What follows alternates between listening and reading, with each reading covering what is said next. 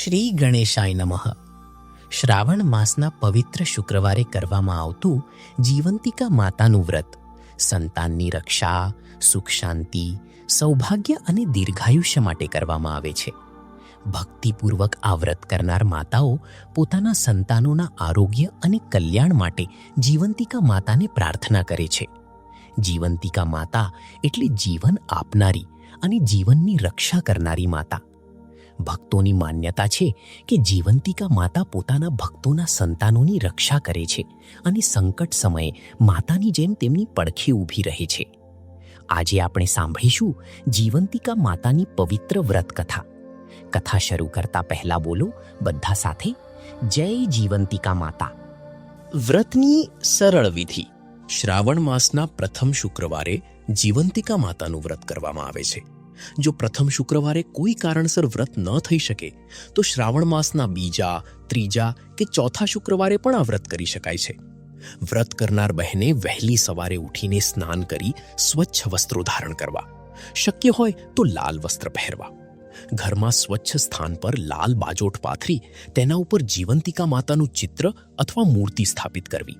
દીવો પ્રગટાવીને માતાજીને અબીલ, ગુલાલ, ચોખા, ફૂલ અને પત્ર અર્પણ કરવા. માતાજીને લાપસીનું નૈવેદ્ય ધરાવવું. ત્યારબાદ જીવંતિકા માતાની વ્રત કથા વાંચવી અથવા શ્રદ્ધાપૂર્વક સાંભળવી. જમણા હાથમાં થોડા ચોખા લઈને મનની ભાવના માતાજી સમક્ષ રજૂ કરવી અને પોતાનો સંકલ્પ કરવો.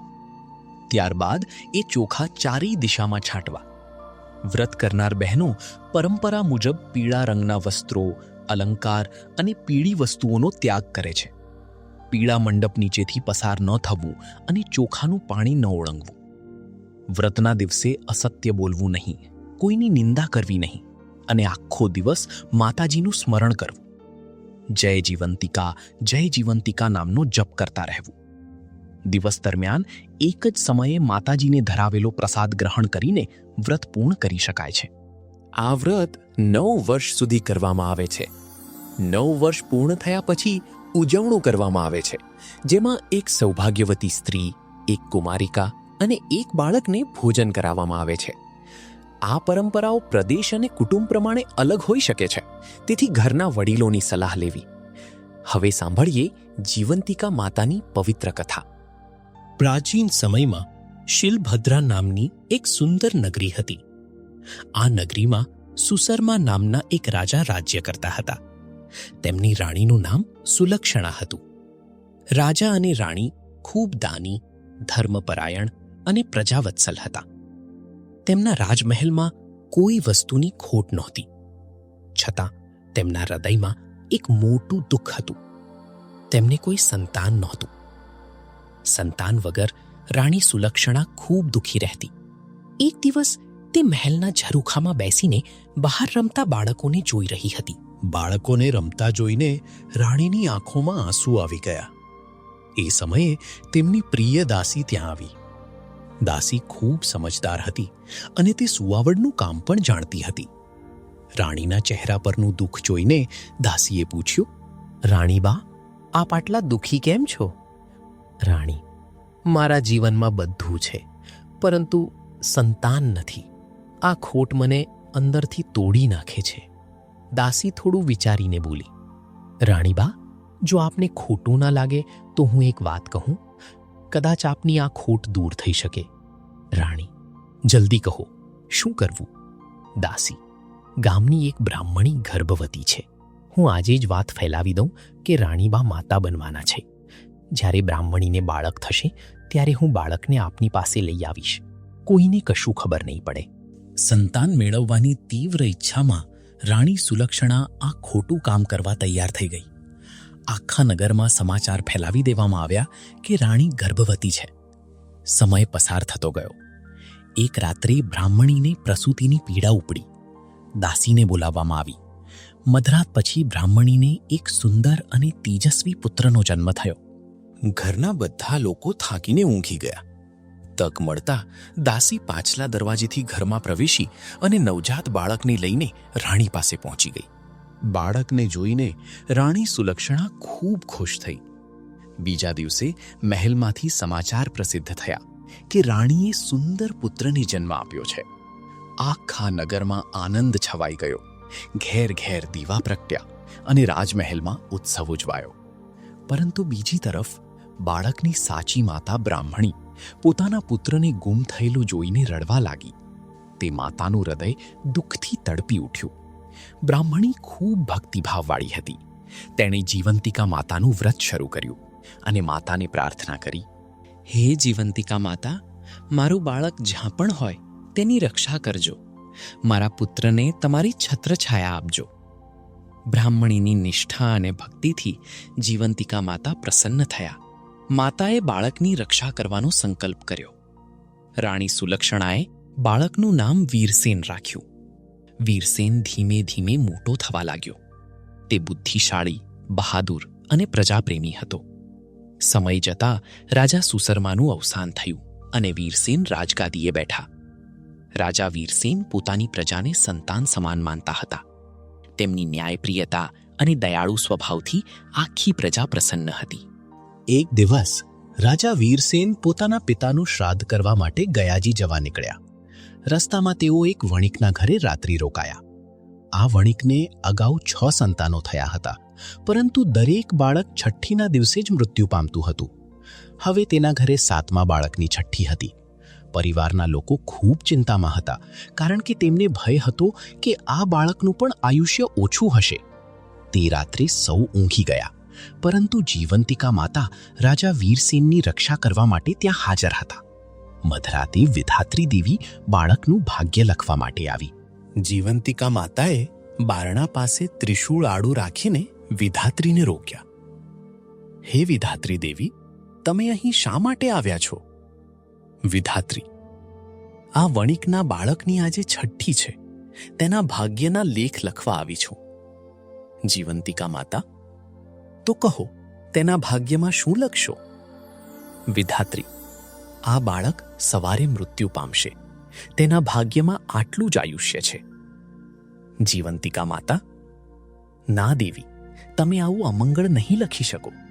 હું અહીં હાજર છું. આ બાળકની માતાએ વર્ષોથી મારું વ્રત કર્યું છે. તેની ભક્તિથી હું પ્રસન્ન છું. તમે આ બાળકની દીર્ઘાયુષ્ય આપો. વિધાત્રી દેવી જીવંતિકા માતાની વાત માની ગયા અને બાળકના ભાગ્યમાં દીર્ઘાયુષ્ય લખીને ત્યાંથી ચાલ્યા ગયા. સવારે વણિકે પોતાના બાળકને જીવતું જોયું. તેને અતિશય આનંદ થયો. તે માનવા લાગ્યો કે રાજા વીરસેનના શુભ પગલાથી તેના ઘરમાં સુખ આવ્યું છે. તેણે રાજા વીરસેનની ખૂબ સેવા કરી અને ફરીથી પોતાના ઘરે આવવાનું આમંત્રણ આપ્યું. રાજા વીરસેન ત્યાંથી ગયાજી પહોંચ્યા અને પોતાના પિતાનું શ્રાદ્ધ કરવા લાગ્યા. પિંડદાન કરતી વખતે નદીમાંથી 2 હાથ બહાર આવ્યા. આ જોઈને રાજા આશ્ચર્યચકિત થઈ ગયા. તેમણે એક હાથમાં પિંડ મૂક્યો અને પંડિતોને આ ઘટનાનું કારણ પૂછ્યું, પરંતુ કોઈ પંડિત તેનો જવાબ આપી શક્યો નહીં. શ્રાદ્ધ પૂર્ણ કર્યા પછી રાજા પાછા પોતાના રાજ્ય તરફ નીકળ્યા. રસ્તામાં તેઓ ફરી એ જ વણિકના ઘરે રોકાયા. તે દિવસે વણિકના બીજા બાળકની છઠ્ઠી હતી. મધરાતે ફરી વિધાત્રી દેવી બાળકનું ભાગ્ય લખવા આવી. જીવંતિકા માતા ત્યાં હાજર હતા અને તેમણે ફરી વિધાત્રી દેવીને રોક્યા. જીવંતિકા માતા: આ બાળકની માતા જીવંતિકા માતાનું વ્રત કરે છે. તેની ભક્તિથી આ બાળકની રક્ષા થશે. તમે તેના ભાગ્યમાં દીર્ઘ આયુષ્ય લખો. વિધાત્રી દેવીએ માતાની આજ્ઞા માની અને બાળકના ભાગ્યમાં દીર્ઘ આયુષ્ય લખ્યું. વિધાત્રી દેવી ત્યાંથી જવા લાગ્યા ત્યારે તેમણે જીવંતિકા માતાને પૂછ્યું, વિધાત્રી: હે દેવી, તમે આ વણિકના ઘરે શા માટે આવ્યા છો અને રાજા વીરસેનની રક્ષા પણ શા માટે કરો છો? જીવંતિકા માતા: આ બાળકની સાચી માતા વર્ષોથી શુક્રવારે મારું વ્રત કરે છે. તે દિવસે તે પીળા વસ્ત્રો પહેરતી નથી, પીળા અલંકાર ધારણ કરતી નથી, ચોખાનું પાણી ઓળંગતી નથી અને પીળા મંડપ નીચેથી પસાર થતી નથી. તેની ભક્તિથી હું પ્રસન્ન છું. તેથી રાજા વીરસેન જ્યાં જાય છે ત્યાં હું તેમની રક્ષા કરવા જાઉં છું. આ વાત રાજા વીરસેને સાંભળી. તેઓ જાગતા હતા અને શાંતિથી બધી વાત સાંભળી રહ્યા હતા. રાજાના મનમાં વિચાર આવ્યો કે તેમની રાજમાતા તો કોઈ વ્રત કરતી નથી, તો પછી જીવંતિકા માતા કોની રક્ષા કરી રહ્યા છે? તેમને શંકા થઈ કે કદાચ રાણી સુલક્ષણા તેમની સાચી માતા નથી. રાજ્યમાં પાછા આવ્યા પછી તેમણે રાણી સુલક્ષણાને પૂછ્યું, વીરસેન, માતા, તમે કયું વ્રત કરો છો? રાણી સુલક્ષણા ગભરાઈ ગઈ, પરંતુ તેણે કહ્યું, બેટા, હું તો કોઈ વ્રત કરતી નથી. આ સાંભળીને રાજાને વધુ શંકા થઈ. તેમણે સત્ય શોધવાનો નિર્ણય કર્યો. શ્રાવણ માસનો પ્રથમ શુક્રવાર આવ્યો. રાજા વીરસેને આખા નગરમાં ઢંઢેરો પીટાવ્યો. આજે નગરની તમામ સ્ત્રીઓ પીળા વસ્ત્રો પહેરીને રાજમહેલમાં ભોજન માટે આવે. કોઈ સ્ત્રી ઘેર રહીને રસોઈ ન બનાવે. નગરની તમામ સ્ત્રીઓ પીળા વસ્ત્રો પહેરીને મહેલમાં આવવા લાગી. રાજાએ પોતાના સૈનિકોને તપાસ કરવા મોકલ્યા કે કોઈ સ્ત્રી ઘેર રહી નથી ને. થોડીવાર પછી સૈનિકોએ આવીને જણાવ્યું, સૈનિકો, મહારાજ, એક બ્રાહ્મણી પીળા વસ્ત્રો પહેરીને આવતી નથી. તે કહે છે કે આજે તે જીવંતિકા માતાનું વ્રત કરે છે. રાજા વીરસેન તરત જ સમજી ગયા કે આજ તેમની સાચી માતા હશે. તેમણે બ્રાહ્મણી માટે લાલ વસ્ત્રો મોકલાવ્યા અને સન્માનપૂર્વક તેને મહેલમાં બોલાવી. બ્રાહ્મણી લાલ વસ્ત્રો પહેરીને મહેલમાં આવી. રાજા વીરસેને પોતાની સાચી માતાને જોઈ અને તેમના હૃદયમાં અદ્ભુત ભાવ જાગ્યો. જ્યારે માતા અને પુત્ર એકબીજાની સામે આવ્યા ત્યારે માતૃત્વની લાગણીથી બ્રાહ્મણીની આંખોમાં આંસુ આવી ગયા. કહેવાય છે કે તેના સ્તનમાંથી દૂધની ધારા નીકળી અને વીરસેનના મોંમાં પડી. આ અદ્ભુત ઘટના જોઈને સમગ્ર નગર આશ્ચર્યમાં પડી ગયું. રાજા વીરસેને રાણી સુલક્ષણાને સત્ય પૂછ્યું. અંતે રાણી રડતા રડતા પોતાની ભૂલ સ્વીકારી અને સમગ્ર હકીકત જણાવી. રાજા વીરસેન પોતાની સાચી માતા બ્રાહ્મણીને ભેટી પડ્યા. તેમણે બ્રાહ્મણીને મા કહીને સન્માન આપ્યું અને પોતાની સાથે રાજમહેલમાં રાખી. આ રીતે જીવંતિકા માતાની કૃપાથી બ્રાહ્મણીને પોતાનો ખોવાયેલો પુત્ર પાછો મળ્યો. માતાએ તેના સંતાનની રક્ષા કરી અને અંતે સત્યનો વિજય થયો. આ કથામાંથી આપણને શીખ મળે છે કે માતાની ભક્તિ, શ્રદ્ધા અને સત્યનિષ્ઠા ક્યારેય વ્યર્થ જતી નથી. જીવંતિકા માતા પોતાના ભક્તોની સાચી લાગણીને ઓળખે છે અને સંકટમાં તેમની રક્ષા કરે છે. વ્રત માત્ર નિયમોનું પાલન નથી, પરંતુ મનમાં સત્ય, દયા, સંયમ અને ભક્તિ રાખવાનું નામ છે. માતા જીવંતિકા સૌ માતાઓના સંતાનોને સુખ, આરોગ્ય અને દીર્ઘાયુષ્ય આપે એવી પ્રાર્થના.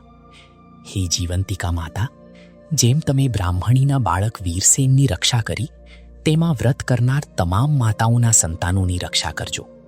સૌના ઘરમાં સુખ, શાંતિ અને સમૃદ્ધિ આપજો. બોલો બધા સાથે, જય જીવંતિકા માતા, જય જીવંતિકા માતા, જય જીવંતિકા માતા. યા દેવી સર્વભૂતેષુ માતૃરૂપેણ સંસ્થિતા, નમસ્તસ્यै નમસ્તસ્यै નમસ્તસ્यै નમો નમઃ. જો તમને જીવંતિકા માતાની આ વ્રત કથા ગમી હોય તો વિડીયો લાઈક અને શેર કરશો. આવી જ ભક્તિમય કથાઓ માટે ચેનલને સબસ્ક્રાઇબ કરવાનું ભૂલશો નહીં. ધન્યવાદ. જય જીવંતિકા માતા. ગુજરાતીઓ વડે ગુજરાતીઓ થકી ગુજરાતીઓ માટે વીડી ગુજરાતી